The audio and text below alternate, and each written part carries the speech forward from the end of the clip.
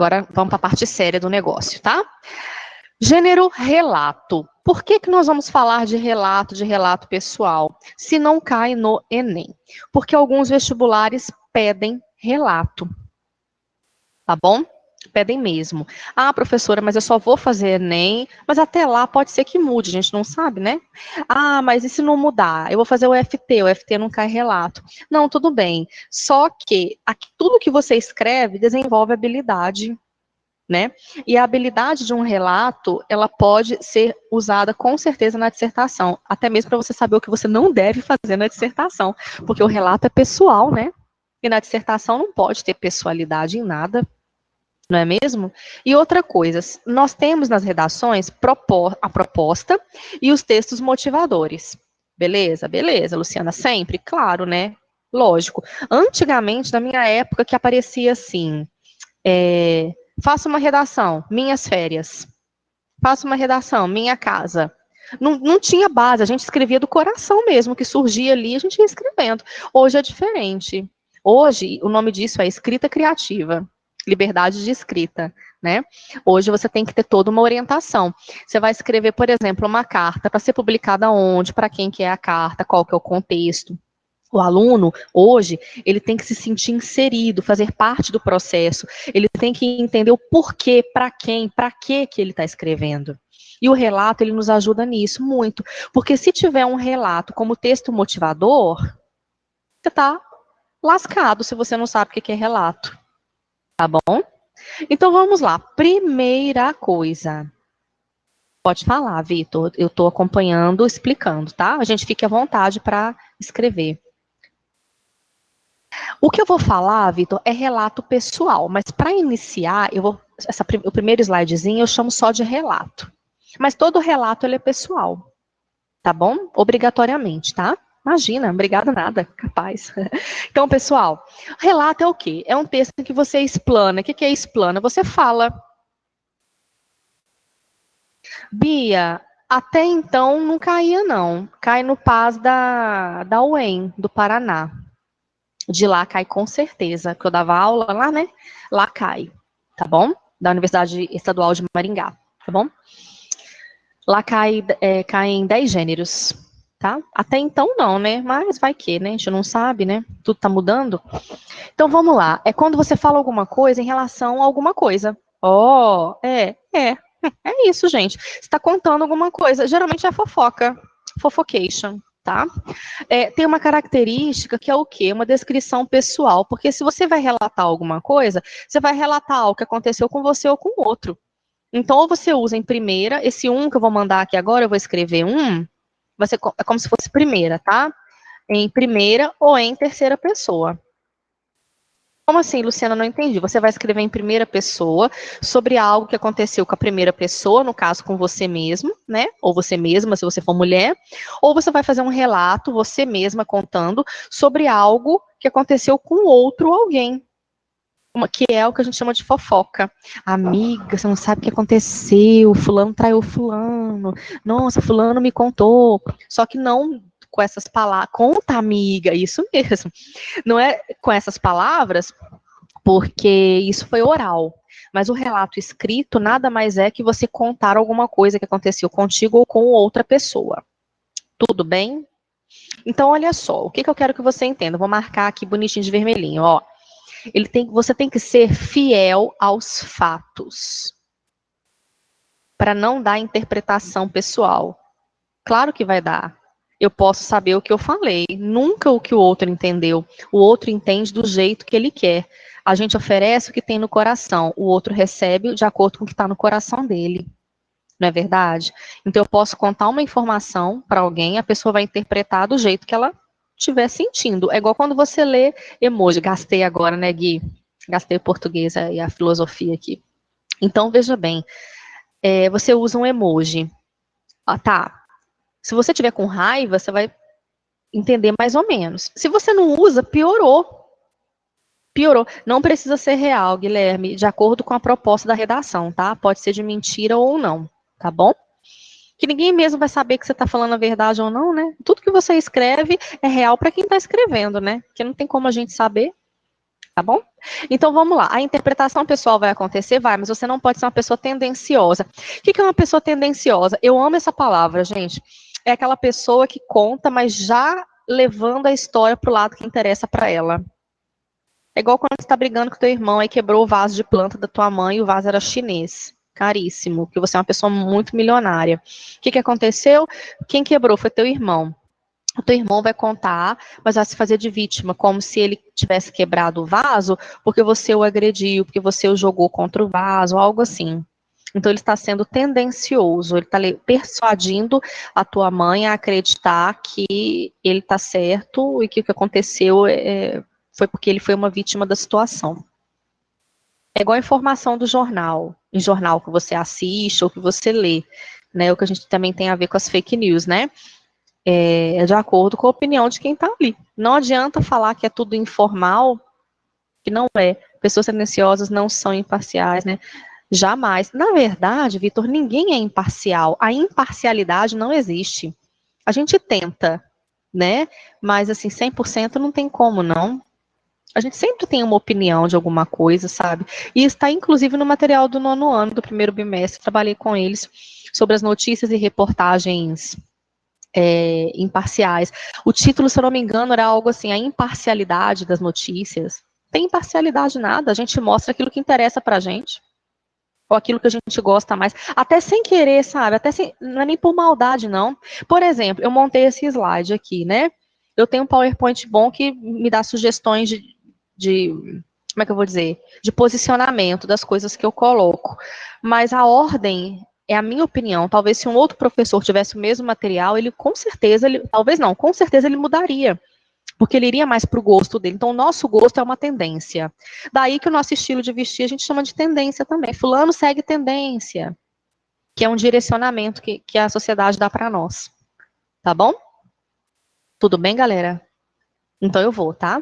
Então o objetivo do relato é ser fidedigno ao fato, mesmo que o fato seja uma mentira, você não pode tentar convencer ninguém a nada, porque o objetivo não é persuadir, o objetivo é apenas expor. Então olha só, o relato ou relato pessoal faz parte do domínio social da comunicação. O que é isso? No dia a dia a gente faz tanto relato, nossa senhora, direto, né, gente? Podendo ser oral ou escrito. Ele parte de um princípio de que tem aquele que fala e aquele que vai escutar ou que vai ler. Oh, que novidade, né, Luciana? Nenhuma, né, gente? Volta aqui no slide, só um minutinho. Por que eu coloquei esse detalhe? O que é um detalhe? Eu defini para você. Eu não vou ler, não, mas você na sua casa agora vai ler. No relato tem que ter detalhe, mas não é detalhe do seu ponto de vista. Acaba sendo, né, gente? Porque ninguém é imparcial.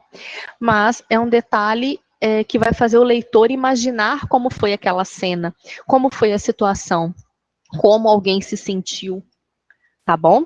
Porque se você não coloca detalhe, você não está relatando nada. Por exemplo, você está assistindo um filme policial. Aí uma pessoa é presa, aí ela vai ser interrogada. Ela tem que relatar como o crime aconteceu. Ou se ela foi testemunha, então ela tem que fazer o quê? Contar detalhes. Mas o foco dela é o quê, gente? O foco são as ações, tá? Esse é o foco. E é algo que já aconteceu. Por isso eu coloquei passado. Ainda defini para você o que é um passado. Para você não ficar contando coisa de presente, por favor, né? Ó, o relato pessoal, então, o que você faz nele? Você relata a experiência vivida no passado, passado, tá?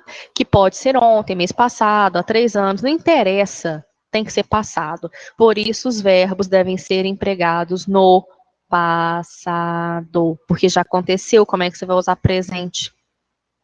Tá certo? Ok? Uma pessoinha só responde para mim se está um ok aí.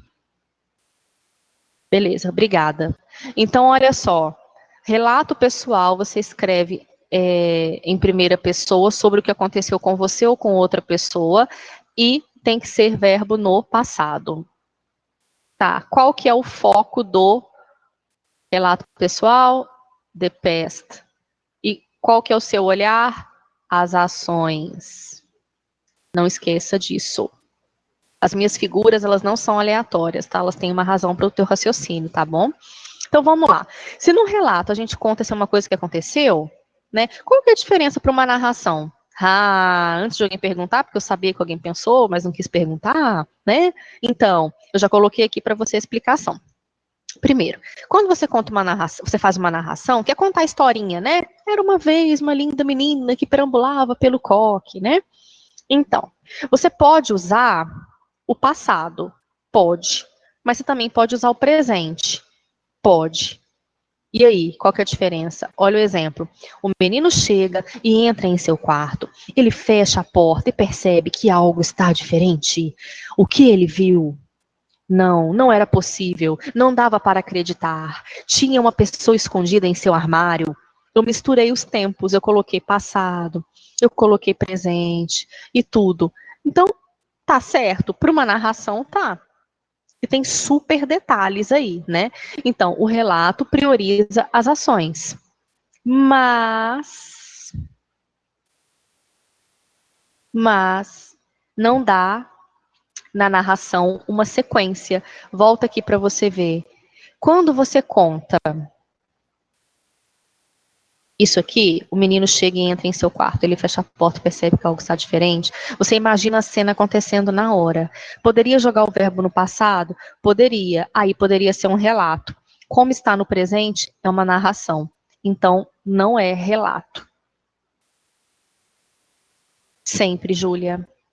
Então, eu vou repetir aqui só para vocês entenderem, tá? A narração pode ser passado e presente. O relato só pode ser passado. Por isso que as pessoas confundem. Só que a narração, ela tem início, meio e fim. O relato não é do mesmo jeito. O texto narrativo, você coloca historinha. Tem que ter um contexto, tem que ter um clímax, que é o friozinho na barriga, tem que ter um desfecho, tem que ter um final que pode ser feliz ou não. O relato, não. Você só conta como que foi. Você tem mais objetividade e os relatos não são grandes. A narração, ela é maiorzinha um pouco, né? O relato não precisa. E a narração, conforme a Júlia perguntou, vou explicar aqui, ela sempre vai ser a narração detalhista, Júlia, nem sempre. Tá? Desculpa, eu tinha respondido uma outra questão que eu li meio rápido. De jeito nenhum. O relato é sempre detalhista, a narração não. Ela pode ser como não pode. Tá? Volto sim. Tudo bem aí? É esse que você queria? É, né? Posso prosseguir, né? Então, joia. Então, olha só, repetindo, a narração pode ser grande, média ou pequena, ela tem que ter início, meio e fim, pode ser escrita no passado ou no presente. O relato, ele não é muito grande. Peraí, o relato é mais detalhista e menor. Isso, é maior, mas... É isso aí, Isadora. É isso mesmo. Você vai bater o olho, você vai ver com facilidade, sabe? Exatamente, mais objetivo. O foco é a ação mesmo, assim, tá. Eu vou te contar um negócio. A pessoa foi ali e quebrou uma cadeira. Eu vou contar no passado como é que isso foi. É isso, tá bom? Como que esse negócio aconteceu? O foco é ter um negócio. Que negócio é esse? Eu vou contar como é que foi, tá? Então, beleza. Conforme as dúvidas forem aparecendo, vão mandando aqui para mim, tá? Então, vamos lá. Eu coloquei ali uma mãozinha que é para falar que não pode acontecer. No relato, não pode ter quebra. Sabe? Aquela quebra, assim, de... Como é que eu vou dizer? Quebra de ideia, não pode. Você tem que fazer bonitinho, você tem que ir direto, numa boa, tá? Então, veja bem, qual que é a diferença do relato oral e do relato escrito? Primeiro que quando você fala, você pausa, que é isso aqui dessa mão. O relato escrito não pode. Você não pode simplesmente começar a contar como uma pessoa quebrou a mesa e, de repente, você vai lá no início de novo, contando do sentimento da mãe da pessoa. Tem nada a ver. Nossa, não tem nada a ver mesmo. Você tem que ir direto. Você vai contar direitinho na ordem. É tipo passo a passo. Então, por isso eu coloquei aqui sequência. Ação de seguir, dar seguimento, continuação, prosseguimento ao que já foi iniciado, dar continuidade, tá? Então, no relato escrito, existe uma articulação organizada, organizadinho, uma sequência de fatos. Memoriza isso. o texto escrito possibilita certo planejamento por parte do autor. Por isso que todo texto, pessoal, tem que planejar. Ai, professora, mas eu faço tão direto, tiro nota boa. Que bom, então Deus conserve. Mas assim, eu, particularmente, eu planejo tudo. Até se for fazer carta de amor, eu planejo, gente. Não tem como. Não, é modo de dizer, né? Força de expressão.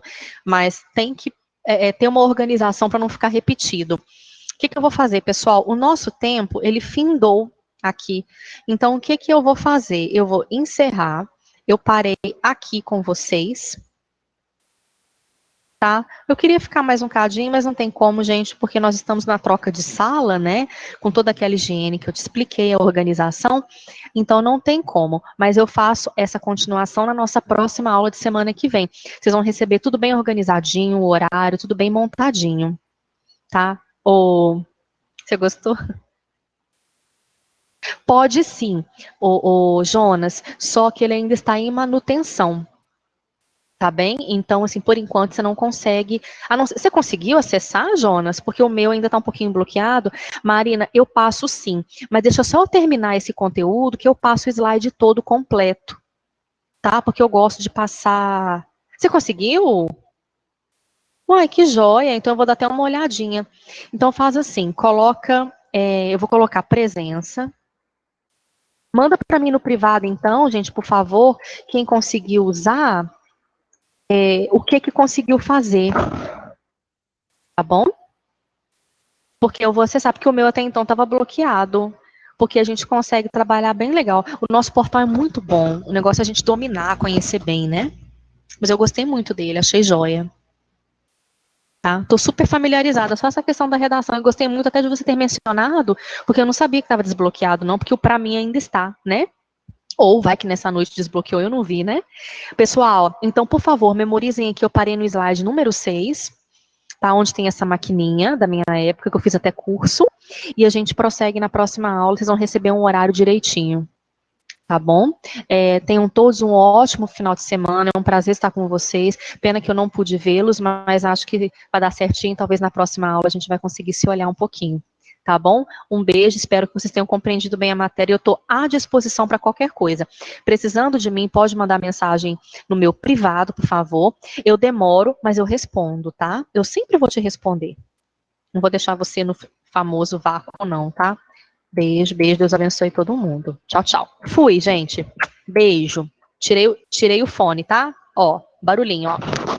Tchau, tchau.